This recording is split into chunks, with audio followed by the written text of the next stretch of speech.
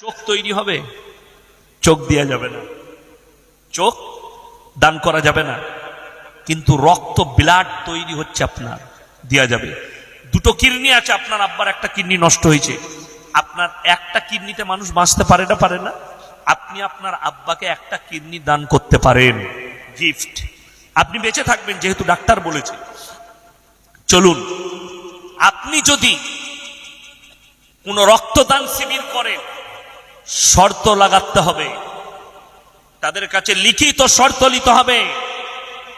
এটা দারুল উলুমের ফতোয়া। লিখিত শর্ত কি?